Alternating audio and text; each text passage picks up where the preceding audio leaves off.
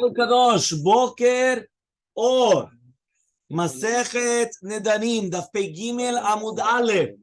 Yeah, Gimel Amud Aleph, 83A1. Yeah, do you know, right, which siman in Shulchan Aruch Yoredea is the siman on Dagim? Which siman in Yoredea is the siman of Dagim? Gimel. Lama? Gefilte fish. That's how you remember. Gefilte fish. לא, אנחנו לא. אבל זה הסימן לזכור את הסימן to remember which סימן שולחן ערוך.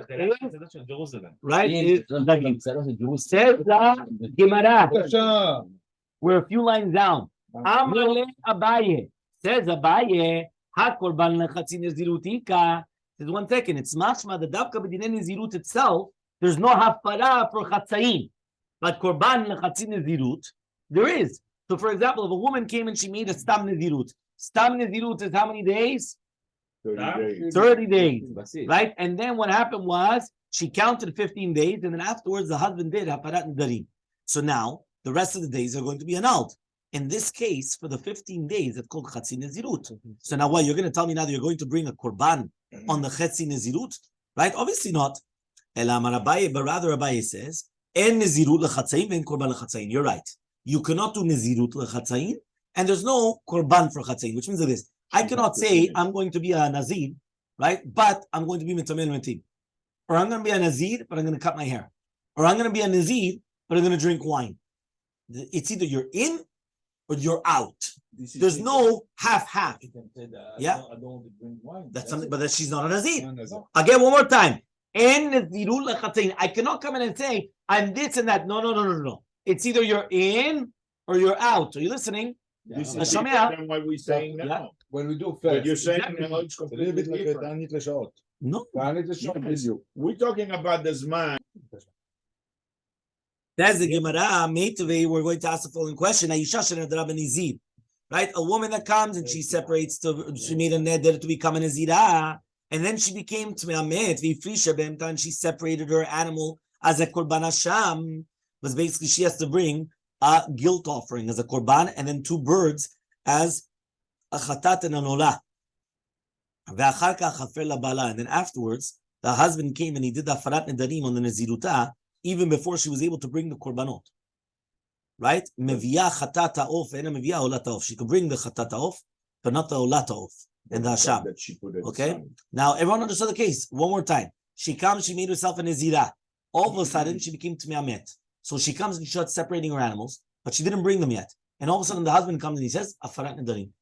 He just heard it, Hafarat Nedarim. So, technically speaking, she wasn't obligated. So, says the Gemara, no, she still brings her Chotat off, but she does not bring her Olata off or the Hasham. Okay? The Gemara is going to explain exactly why. So he comes and he says like this. He says, Via Martin, if you're going to tell me, En korban lechatzi nezirut, amar meviyah chatato. Now, 1 second. Here, you just told me, En korban lechatzayin. So the truth is, you could answer this in 2 seconds. What sense? It's not En korban lechatzayin. This is 1 full korban of chatat ha'of. Before we were saying that it's ki'ilu, you cannot bring a korban on a half entity. 15 days out of 30 is not a full entity. Here, right, you have a chatat ha'of. Here you have olata off, and here you have an asham. So I'm bringing 1 out of the 3, but it's not a korban lechatzayin, right? It might be an obligation lechatzayin, but not a korban lechatzayin. It's a full korban. So answers the Gemara velamai.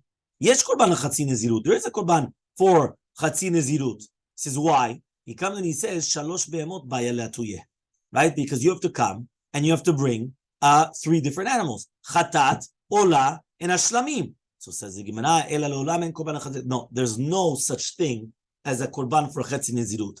V'chatat ha'of dematya mishum dechatat ha'of atya la safek. He says, but you're bringing chatat ha'of because you could bring a chatat ha'of on the safek, which means since the chiyuv of the korban is lighter, that you could even bring it on a safek. I mean, even on a doubt, usually you cannot bring a korban on a doubt. What's that called? No, Hasham Talui is a special, it's a special korban on the doubt. Again, it's a special korban on the doubt, right? But usually, why can't you bring a korban on a safek, usually? Because that's called, you're bringing chulin la'azara. If I'm not obligated in the korban, so I'm bringing chulin la'azara, it's a problem. For example, if I have a doubt whether I did a sin or not accidentally, do I bring a chatat? No. Because if I bring a chatat and I didn't do the sin, I'm in trouble. Right? It's I was maybe. Right? Which one? על נדר, אתה לא זוכר אם על נדר. Do הפרת נדרים. לא, אתה רק כבר בנושא. You could always do that. You could always do הפרת נדרים.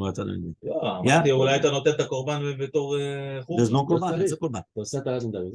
התנדבת לתת איזה משהו לזה. התנדבת בלי שום קשר. So now we're going to ask the following question. Yeah, we're going to ask the following question. What's the question? A woman that she became a nazira, she became tmeah, and then afterwards she did a farat nedarim. She brings the chatat haof and not olat haof. You're going to tell me now mefer umitane, right? Mefer lamitane, right? Ve'en mefer l'shelo mitane. But I thought that you told me that you could only do a farat nedarim to that which she's suffering from, but he cannot do a farat nedarim to something which she's not suffering from. So therefore, why is she not obligated to bring these korbanot? Yeah, dilma, right? Why? Dilma miyayin dit la tzara. Maybe by the wine she has tzar. Heferla, he could do a farat nedarim.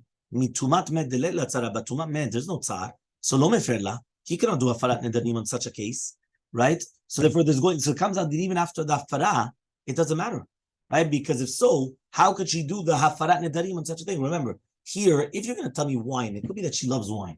So she loves wine and now she's not going to be drinking wine. That's going to be an inui. But right now, there's no inui if she can't go to the cemetery. She can become tamimet. That's an inui. What's the inui? So Amri, they said, mitumat med namit letzar. There's tzar. Tichtiv, it says a pasuk v'achai yiten libo. Right? Not only to be cumplido. Cumplido means that you want to come and you want to be very, you want to be nice to people. And therefore, no, it's a musar for herself is the inui. What's for herself? When a person goes to the cemetery, the person that's alive, some people are sleeping, so it doesn't help, right? But the person that's alive, he puts it to his heart.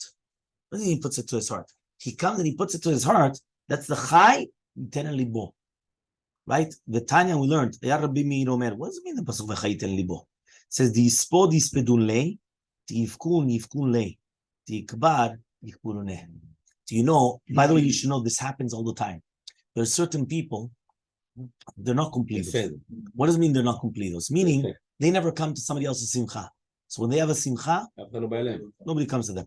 They don't come and they don't help out other people when it's, cemetery yet. So when it's there for the cemetery, nobody comes, right? That is the general rule. What goes around, comes around. Which means that, and some people, they escape it. I know some people that they come, they want to escape it. But I was one. But again, you can't be mechanech people already, especially once they're older. It's problematic, you understand? But you see it all the time. Yeah, why? Because what? You think that if you're not going to come and you're not going to go to a eulogy, or you're not going to come to a shiva house, or you're not going to come and you're going to go to a bar mitzvah, right, to be complete, or you're not going to come and if you're not going to do all those things, when it comes to you, it's the exact same thing. Nobody's going to come. Nobody's going to come. Why? What goes around comes around. So that's what he says. So because of that, she's going to say, listen, if she can't go to the cemetery, what's going to happen is what? Is that now nobody's going to go to her either. Right? So because of that, it is an inui for her. And therefore, she can actually do it. What? Let's go. Mishnah 83b says, Kunam shani ne'ena labriot. Imagine a woman comes and she says a kunam. Right? The what? That she makes a neder that she does not want to benefit from human beings.